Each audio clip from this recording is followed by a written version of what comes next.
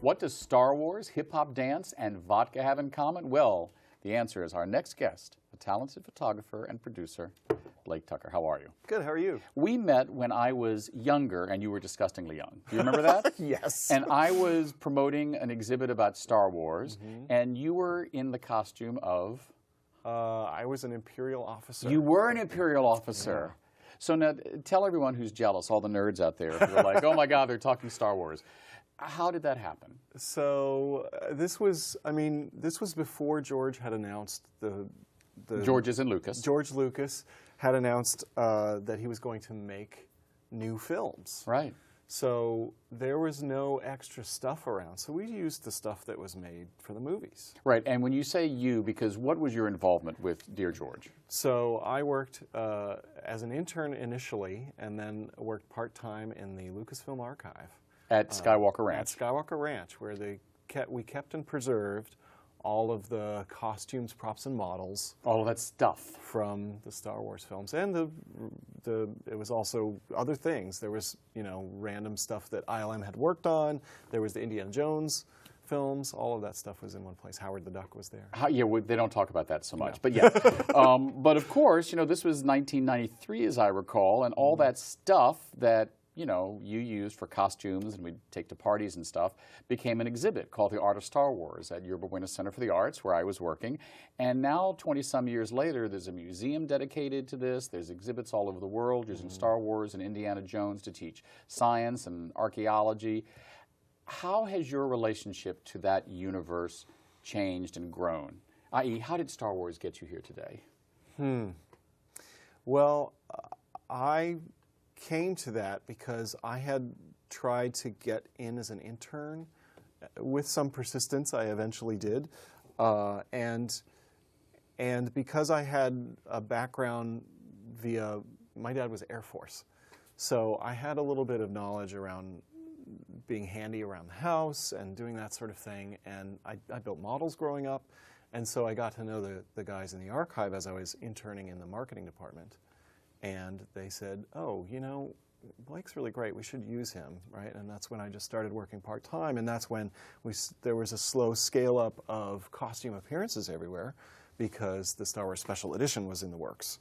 So, yeah, it was, for me, starting there, and eventually that led to a job in the art department on Episode 1, The Phantom Menace. And I learned a lot of technical skills that I, was sort of already headed towards. My degree is in music technology, so I was very familiar with computers and arts together. And then that led me to Pixar eventually, and then I started my own photography business, and the rest is history that's continuing. Yes. Is it an exaggeration to say that the kind of brain trust, the people that cut their teeth at ILM, Industrial Light and Magic, and Lucasfilm, and just kind of the whole zhuzh of Skywalker Ranch have had a significant impact on our visual, cultural landscape? I don't know how they couldn't have a big impact. I mean, just the design, and I worked in the art department on Episode 1, so it was about the design of Naboo and the ships and the creatures. That was all design. And, Star Wars from the beginning has been influential, and that has only grown, I think, since '77. Right. How has it impacted your work as a photographer and a video producer? For me, so much of what I learned and focused on, especially starting in the art department and eventually being in story at Pixar, is about telling a story. And that's done in photography with one frame. How do you get the eye to look at the right thing or to drift in the right direction in the right sequence? And with video, the same thing. How do you tell the story most? How do you use focus as a method of telling the story? Right. How do you use color as a method to telling the story? And I imagine also to make it seem like, oh, well, that's just luck. It just happened that way. I didn't plan that shot for 6 hours. Sometimes that happens. But you're not going to be successful if you don't plan for success. Right. Now, that's wise. That sounds like something Yoda would say. Yeah. Success, plan not. Yeah. Is there a Blake Tucker style in your video work and your photography, which I've seen, which is glorious? But, you know, what is it that makes a Blake Tucker original?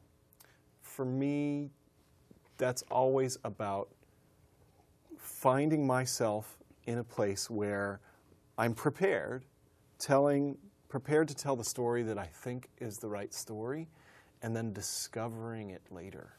Sometimes you take the stills, and then when you dig around in there, through the developing process, I do a digital development process. And that's not a lot of Photoshop altering.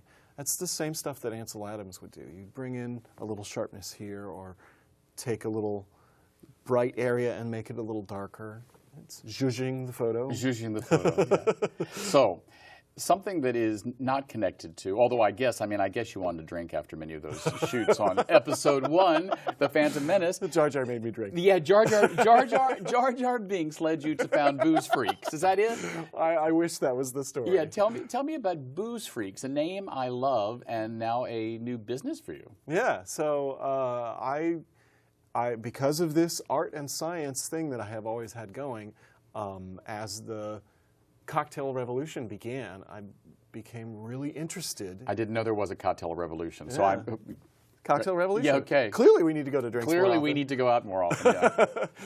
As the cocktail revolution started, I started really noticing, because I was into wine before then, but it was noticing, like, why is this drink good and why is this drink bad and what is this crazy ingredient that's in this?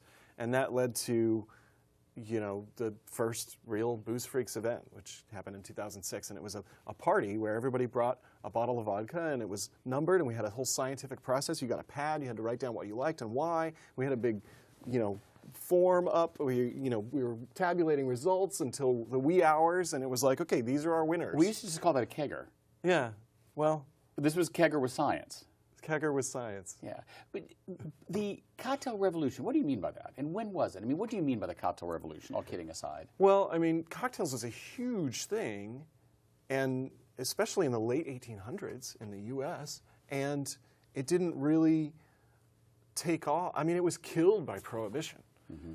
So when drinking became legal again, we had a generation of people that didn't really understand how to drink.